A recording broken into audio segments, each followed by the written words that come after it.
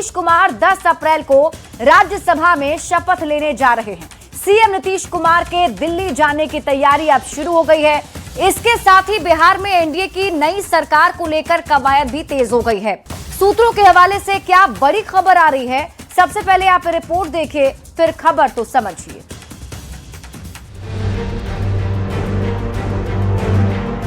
बिहार में राजनीतिक हलचल तेज है। एक ओर सीएम नीतीश कुमार की दिल्ली जाने की तैयारी, तो दूसरी ओर बिहार में एनडीए की नई सरकार बनाने की कवायद। ये कहानी शुरू होती है आज से करीब 1 महीने से कुछ 2-4 दिन पहले। तारीख थी 5 मार्च 2026।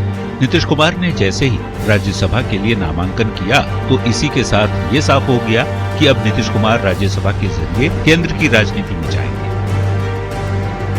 फिर तारीख आई 16 मार्च 2026। नीतीश कुमार राज्यसभा के लिए निर्वाचित हुए। उसके बाद 30 मार्च 2026, जब नीतीश कुमार ने बिहार विधान परिषद की सदस्यता से इस्तीफा दे दिया। और अब आने वाली है वो तारीख, यानी 10 अप्रैल 2026, जब नीतीश कुमार राज्यसभा की शपथ लेंगे। इसी के साथ बिहार से नीतीश कुमार के दिल्ली जाने की सियासी हलचल का एक चक्र पूरा हो जाएगा। साथ ही बिहार में एनडीए की नई सरकार को लेकर कवायद तेज हो जाएगी। कमी तो बहुत खलेगी नीतीश जी की, क्योंकि नीतीश जी रहते थे तो एक छतरी के रूप में सब लोग राहत महसूस करता था। पॉलिटिकल कोई बात हो तब भी, जनता का कोई सवाल हो तब भी। नीतीश कुमार राज्यसभा के जरिए एक बार फिर केंद्र की राजनीति में वापसी कर रहे हैं। ऐसे में बड़ा सवाल है कि बिहार का अगला सीएम कौन होगा। और नीतीश कुमार जी के मार्गदर्शन में बिहार आगे चलेगा। वो एनडीए के सुप्रीम लीडर हैं। अगला मुख्यमंत्री बीजेपी से होगा या जेडीयू से, ओबीसी से होगा या ईबीसी से, दलित होगा या कोई महिला होगी, इन सवालों के जवाब इसी महीने मिल जाएंगे। फिलहाल हलचल तेज है। न्यूज़ 18 के लिए पटना से आनंद अमृतराज और शैलेंद्र कुमार के साथ ब्यूरो रिपोर्ट। तो नीतीश कुमार राज्यसभा जा रहे हैं। बिहार में नई सरकार कैसी होगी, नई सरकार का मुखिया कौन होगा, ये सारी हलचलें अभी चल रही हैं। और इसीलिए बिहार में तेज हुई राजनीतिक हलचल के मायने को अब आप समझिए और आपको एक एक करके समझाते हैं। देखिए, बिहार में राजनीतिक हलचल इन दिनों काफी ज्यादा तेज है और सबसे ज्यादा नजर जो है 8 अप्रैल 2026 पर है, क्योंकि नीतीश कैबिनेट की बड़ी बैठक होने जा रही है और संभवतः नीतीश कैबिनेट की ये आखिरी बैठक भी होगी। खबर यह है कि 9 अप्रैल को नीतीश कुमार दिल्ली जाएंगे, क्योंकि 10 अप्रैल को नीतीश कुमार को राज्यसभा का शपथ ग्रहण करना है। तो ऐसे में वो 9 अप्रैल को दिल्ली जाएंगे, 10 अप्रैल को राज्यसभा में शपथ ग्रहण होगा और फिर 11 अप्रैल को नीतीश कुमार दिल्ली से वापस पटना लौट सकते हैं। अब यहां से सूत्रों के हवाले से बड़ी खबर मिल रही है।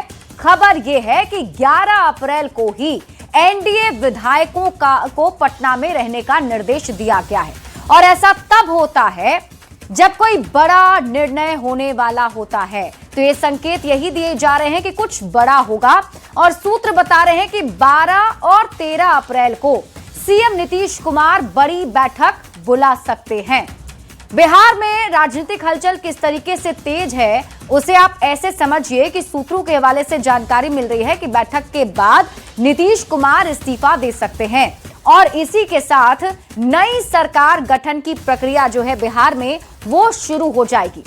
अब आप सवालों के जरिए खबर को समझिए। सबसे बड़ा सवाल तो यही मन में है बिहार वासियों की कि कौन बनेगा बिहार का सम्राट, यानी अगला मुख्यमंत्री कौन होगा। दूसरा सवाल, क्या बीजेपी का मुख्यमंत्री बनेगा। सवाल ये भी उठ रहे हैं, क्या नीतीश की जाति से ही होगा बिहार का नया सीएम। सवाल ये भी, क्या लव कुश समीकरण से बनेगा सीएम। सवाल ये भी उठ रहे हैं, क्या ओबीसी या फिर ईबीसी का मुख्यमंत्री होगा। इसके अलावा चर्चा तो ये भी है कोई महिला मुख्यमंत्री भी बन सकती है। तो सवाल ये भी कि क्या कोई महिला मुख्यमंत्री बिहार में बनेगी। और सवाल ये भी पूछे जा रहे हैं, क्या कोई दलित मुख्यमंत्री होगा। हालांकि इन सभी सवालों के लिए थोड़ा और इंतजार जरूर करना पड़ेगा। बढ़ते आगे और बात अगली खबर की।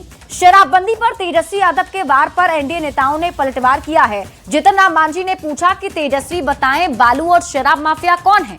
तो उपेंद्र कुशवाहा ने कहा कि विपक्ष की मांग पर सरकार नहीं चलती है, सरकार को जो सही लगेगा वही करेगी। तो बीजेपी प्रदेश अध्यक्ष संजय सरावगी ने कहा कि बिहार में पूरी तरह से शराबबंदी लागू है और होने वाली इक्का दुक्का घटनाओं पर कार्रवाई भी होती है। ये रिपोर्ट देखिए, फिर खबर तो समझिए।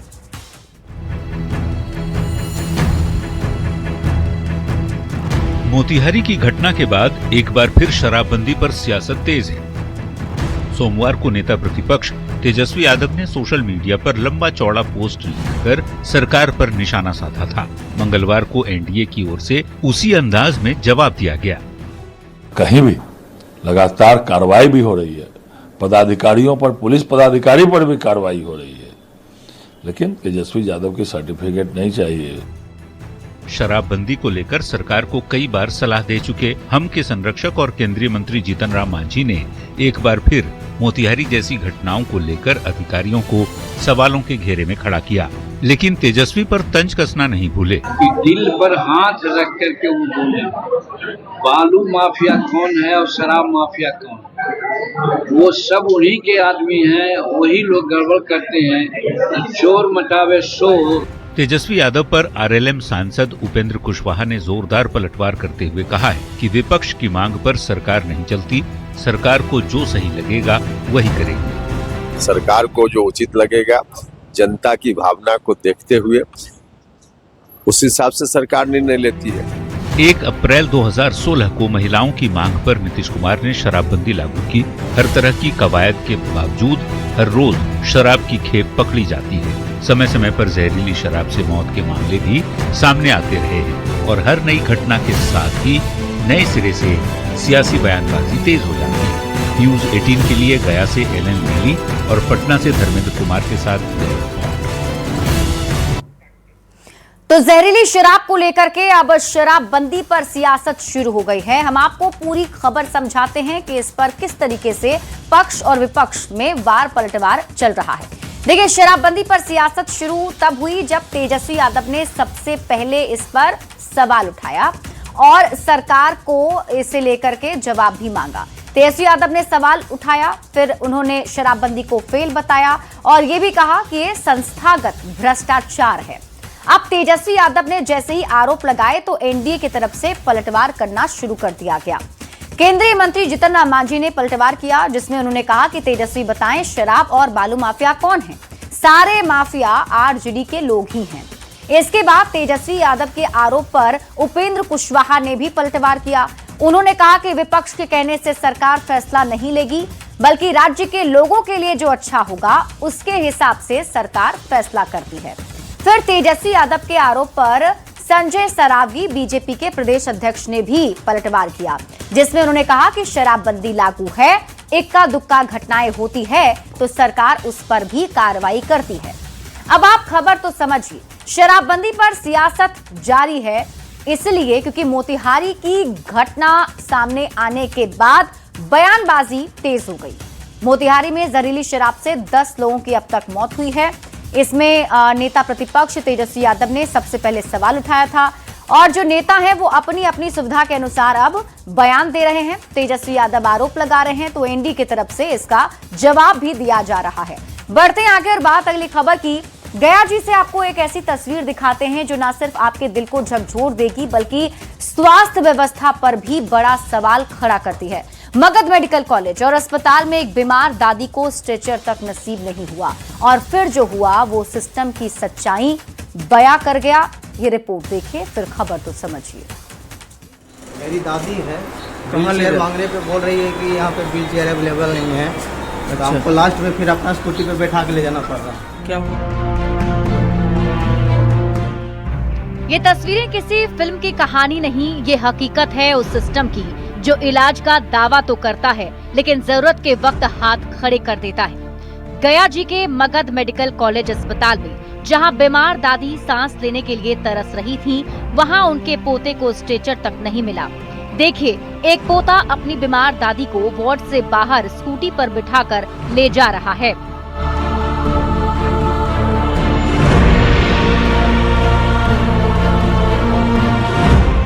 एक बीमार बुजुर्ग महिला दर्द से करा रही थी, उन्हें वार्ड से बाहर ले जाना था। लेकिन अस्पताल के पास नहीं था एक साधारण सा स्ट्रेचर, कोई व्हीलचेयर भी नहीं, बस एक स्कूटी और परिवार की मजबूरी। परिजन दर दर भटके, मदद की गुहार लगाई, लेकिन सिस्टम खामोश रहा। और फिर मजबूरी ने एक पोते को ऐसा कदम उठाने पर मजबूर कर दिया जिसे देखकर हर आंख नम हो जाए। अपने कंधों का सहारा देकर स्कूटी पर बिठाकर वो अपने बीमार दादी को अस्पताल से बाहर ले गया। ऐसा इस हॉस्पिटल का दुर्दशा है कि आज हमको मजबूरी में यहाँ पे इस प्रकार से ले जाया जा रहा है। हम लोग निरंतर पितरी तो अभी कहाँ लेके जा रहे हैं?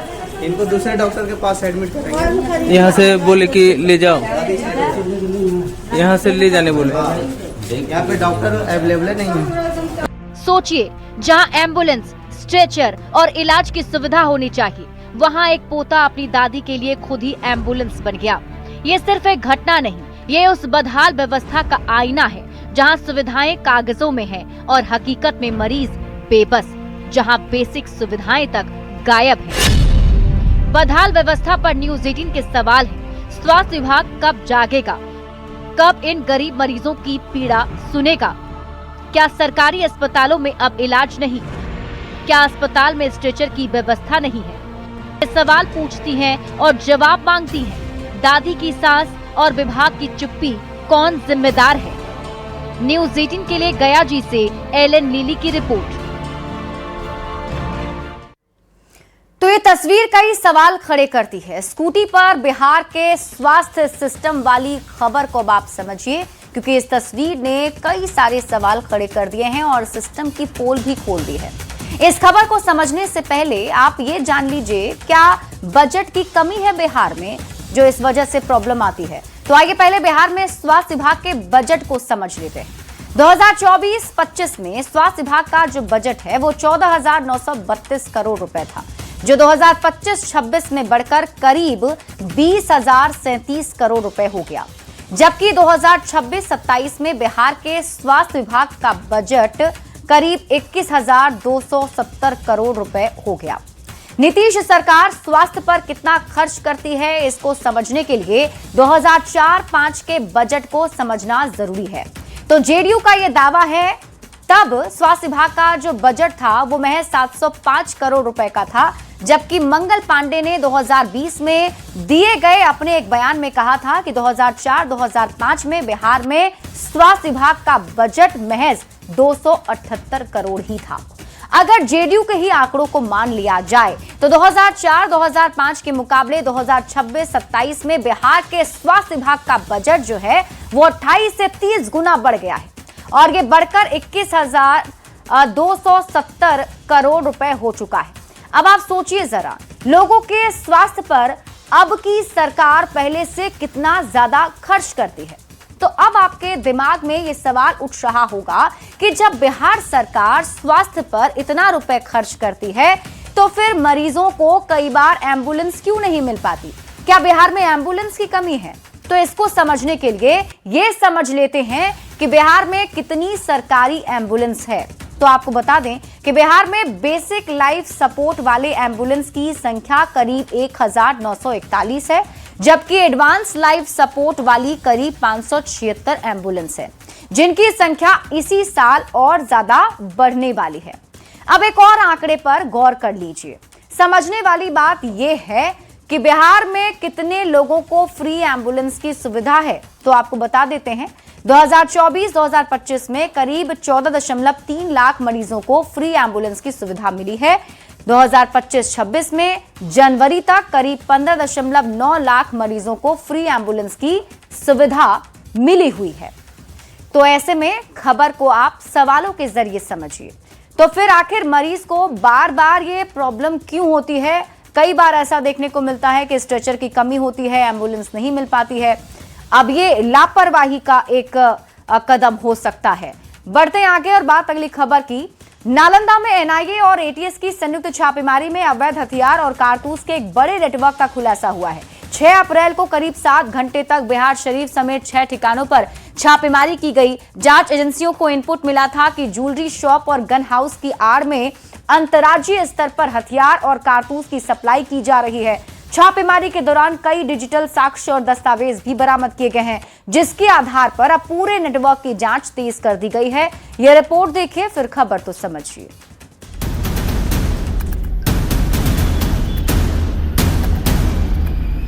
नालंदा जिले के बिहार शरीफ में एनआईए और एटीएस की टीम ने अवैध हथियार और कारतूस सप्लाई करने वाले सिंडिकेट पर बड़ी कार्रवाई की है। 6 अप्रैल को करीब 7 घंटे तक चली छापेमारी में बिहार शरीफ समेत 6 ठिकानों को खंगाला गया।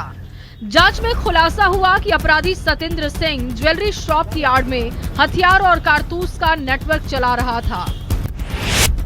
6 अप्रैल को 7 घंटे छापेमारी, बिहार शरीफ समेत 6 ठिकानों पर कार्रवाई, अवैध हथियारों और कारतूस नेटवर्क का खुलासा, ज्वेलरी शॉप की आड़ में धंधा।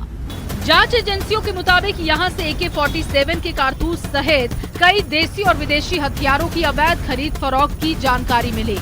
बताया जा रहा है कि इस पूरे नेटवर्क को अपराधी सतेंद्र सिंह संचालित कर रहा था। 2001 और 2009 में भी पकड़ा गया था सतेंद्र। अवैध हथियार के साथ हो चुकी है गिरफ्तारी। कानपुर की दुकानों से खरीदता था कारतूस। कुरुक्षेत्र से होती थी फंडिंग और सप्लाई कंट्रोल। AK-47 के 167 कारतूस बरामद, 4500 गोलियां और भारी मात्रा में हथियार भी मिले।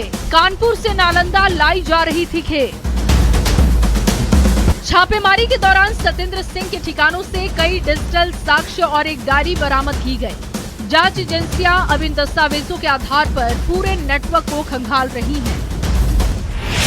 हरियाणा से विजय कुश कालरा गिरफ्तार, बिहार से मोहम्मद परवेज आलम की गिरफ्तारी।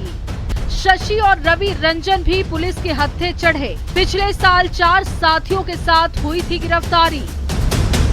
इधर बिहार शरीफ के पोस्ट ऑफिस मोड़ स्थित PK गन हाउस में भी एनआईए और एटीएस की टीम ने दबिश दी। सुबह करीब 5 बजे से छापेमारी शुरू की गई। दुकान संचालक राम प्रवेश और मुकेश वर्मा के घर समेत कई ठिकानों को खंगाला गया। इस मामले में बिहार के डीजीपी विनय कुमार का क्या कहना है, वो भी सुनिए। देख रहे हैं कि कल भी राजगीर में रेड हुआ है और हम लोगों ने पिछले वर्ष गोलियों की 2 खेप भभुआ में और राजगीर में जब्त किया था। करीब 7000 गोली जब्त किया था और उस केस को एनआईए को हम लोगों ने हैंडओवर कर दिया था। फिलहाल एनआईए और एटीएस इस पूरे मामले की गहराई से जांच कर रही है। जांच एजेंसियों को उम्मीद है कि बरामद डिजिटल साक्ष्यों और दस्तावेजों के आधार पर इस अंतर्राज्यीय हथियार तस्करी नेटवर्क के बड़े खुलासे हो सकते हैं। न्यूज़ 18 के लिए नालंदा से अभिषेक के साथ पटना से अमित कुमार की रिपोर्ट। तो ज्वेलरी शॉप के आड़ में ये अवैध धंधा चल रहा था हथियार और कारतूस का, जिसका खुलासा हो गया है। अब आपको पूरी खबर समझाते हैं। अवैध हथियार और कारतूस सप्लाई करने वाले सिंडिकेट को अब आप समझिए कैसे काम कर रहा था अवैध हथियार और कारतूस सप्लाई का ये पूरा सिंडिकेट। तो इसका जवाब है ज्वेलरी शॉप की आड़ में। मतलब एक ज्वेलरी शॉप थी और इसी के आड़ में ये अवैध काम जो है वो किया जा रहा था। कैसे इस पूरे नेटवर्क का खुलासा हुआ, तो इसका जवाब है 6 अप्रैल को नालंदा में एनआईए और एटीएस ने रेड की थी। 7 घंटे तक ये रेड चली। 6 ठिकानों पर कार्रवाई की गई थी। कौन चला रहा था कारतूस सप्लाई का सिंडिकेट, तो इसका जवाब है सतेंद्र सिंह। हथियार तस्कर क्या पहले भी पकड़ा गया है, तो इसका जवाब है हाँ। 2001 और 2009 में हथियार के साथ इसकी गिरफ्तारी हुई थी। अवैध हथियार और कारतूस सप्लाई का सिंडिकेट कहां तक फैला हुआ है, तो जानकारी मिली है कि इसके तार झारखंड, उत्तर प्रदेश और हरियाणा से भी जुड़े हुए हैं। अवैध हथियार और कारतूस सप्लाई का सिंडिकेट कैसे पैसे का लेन देन करता था, तो इसका जवाब है CSP के जरिए। अवैध हथियार और कारतूस सप्लाई के अंतर्राज्यीय कनेक्शन को आप समझिए। देखिए, झारखंड तक ये नेटवर्क जो है फैला हुआ है। यूपी के कानपुर से कारतूस को खरीदा जाता था, हरियाणा से फंडिंग और कंट्रोल किया जाता था और ये सब कुछ अभी किया जा रहा था। जिसके बाद एनआईए और एटीएस ने जब संयुक्त रूप से कार्रवाई की तब जाकर इसका खुलासा हुआ है। बढ़ते आगे और बात अगली खबर की। जमशेदपुर के टाटानगर रेलवे स्टेशन पर ट्रेन की लेट लतीफी से यात्री परेशान है। आरोप है कि यात्रियों को दरकिनार करते हुए रेल मंडल में मालगाड़ी को प्राथमिकता दी जाती है और इससे 30 किलोमीटर की दूरी तय करने में पैसेंजर ट्रेन को 4 घंटे लगते हैं। यात्रियों ने महाधरना दिया तो रेलवे ने संज्ञान लिया और उसका समाधान भी तुरंत निकला। ये रिपोर्ट देखिए।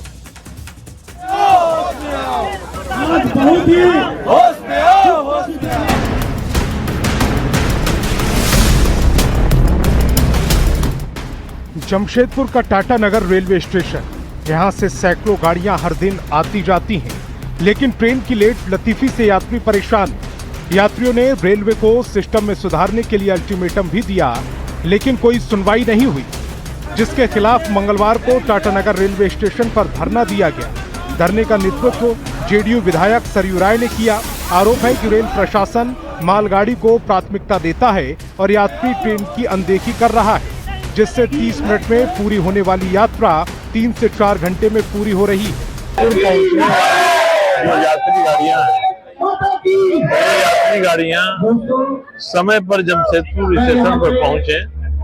होता यह है कि कांडा तक, चांडिल तक, राखा मांझ तक सब गाड़ियां सही समय पर आती हैं, पर 35-40 किलोमीटर की दूरी तय करने में 4 घंटा, 5 घंटा, 6 घंटे का समय लग जाता है। विधायक सरयू राय के साथ जेडीयू और आजसू के तमाम नेता और कार्यकर्ता धरने पर बैठे, जिसका भरपूर साथ दिया जमशेदपुर चैम्बर और मारवाड़ी समाज के साथ हजारों लोगों ने। इसमें अपील की गई कि रेल मंत्री इस पर संज्ञान ले और जल्द से जल्द लाखों यात्रियों की समस्या को दूर किया जाए। ज्यादा तकलीफें हैं यात्रियों को, आप हमारी मांगों को समझिए और इस पर सुधार करिए। हम मिलते हैं, पत्राचार करते हैं, पत्रों का कोई हम लोग के पास रिप्लाई नहीं आता है। मिलने से हम लोग को आश्वासन मिलता है कि हाँ सुधार हो रहा है। सुधार कब दिखेगा? लिए जो दुधारू गाय है उस का जो इम्पोर्टेंट रेलवे स्टेशन है टाटा नगर, वहाँ ट्रेन लेट से आ रही है, बच्चे भूख से बिलबिला रहे हैं। ये कहीं से भी मानवता की चीज नहीं है। 50 किलोमीटर की दूरी जो 50 मिनट में दूरी तय होता है, उसको अब ये ट्रेन 2.5 घंटे में तय करेगी। उसी तरह से इधर से जो ट्रेनें जाती है चक्रधरपुर के लिए, तो पहले ही आगे और स्टेशन पे दिखाया जाता है कि 2.5 घंटे के बाद पहुंचेगी वहाँ। तो ये सारा सर इस डिवीजन के जितने मठाधीश लोग बैठे हुए हैं, जो यहाँ पे सारे लोग दोषी हैं इसके। नेताओं के साथ आम जनता की जुगलबंदी का असर भी दिखा और रेलवे प्रशासन की ओर से एसीएमओ ने धरना स्थल पहुंचकर विधायक सरयू राय से वार्ता भी की, जिसमें समस्या के जल्द समाधान का भरोसा दिया गया, जिसके बाद महाधरना समाप्त कर दिया गया। अब नजरें टिकी हैं कि रेलवे के अगले कदम पर कि पैसेंजर ट्रेन को प्राथमिकता दी जाती है या फिर ये आश्वासन छलावा साबित होता है। न्यूज़ 18 के लिए जमशेदपुर से आशीष तिवारी की रिपोर्ट। और इस बीच रुक कर लेते हैं बड़ी खबर की ओर। मोतिहारी से इस वक्त की बड़ी खबर आपको बताते हैं। स्प्रिट माफिया सुनील सिंह गिरफ्तार किया गया है। पिपरा कोठी थाना के कांड में ये वांटेड था। गिरफ्तारी के लिए लगातार छापेमारी चल रही थी। पिपरा कोठी और डीआईयू टीम कार्रवाई कर रही थी। एसपी के निर्देश पर विशेष टीम ने आरोपी को दबोचा है। गिरफ्तारी के बाद अब पुलिस आगे की पूछताछ में जुटी हुई है। तो इस वक्त की बड़ी खबर आपको मोतिहारी से बता रहे हैं। जहरीली शराब कांड मामले में लगातार देखें पुलिस की टीम कार्रवाई कर रही थी, जिसमें अब स्प्रिट माफिया जो है वो पुलिस के हत्थे चढ़ा है। सुनील सिंह की गिरफ्तारी हुई है। पिपरा कोठी थाना के कांड में ये वांटेड था। कई दिनों से पुलिस की टीम छापेमारी कर इसे ढूंढ रही थी और गिरफ्तारी के लिए छापेमारी चल रही थी। लेकिन इस बीच एक और बड़ी खबर सामने आ रही है। कोलकाता में एक साथ दिखे सम्राट चौधरी और केशव प्रसाद मौर्य और नायब सिंह सैनी। तीनों नेता कुशवाहा कोयरी समाज से आते हैं। यूपी, बिहार और हरियाणा की राजनीति में इस समाज का खास प्रभाव माना जाता है। और देखिए बिहार में क्योंकि नए सीएम चेहरे की तलाश है, नई सरकार गठन की चर्चा हो रही है, तो इसी बीच ये सियासी हलचल और ज्यादा बढ़ गई। तीनों नेताओं की एक साथ तस्वीर निकाले जा रहे हैं, इसके कई सियासी मायने। और हमारे साथ ब्यूरो चीफ दिवाकर तिवारी जी जुड़ गए हैं। दिवाकर जी, अब ये तस्वीर क्या कहती है? देखिए, अब बिहार में इस वक्त काफी चर्चा हो रही है कि नया सीएम का चेहरा कौन होगा, नई सरकार का गठन होगा, उसमें किस तरीके की सरकार रहेगी, सरकार का स्वरूप क्या होगा। और राजनीतिक गलियारों में कई तरह की चर्चाएं चल रही है। और इन्हीं चर्चाओं के बीच जब ये तस्वीर आती है तो राजनीति में तस्वीरों के काफी मायने होते हैं।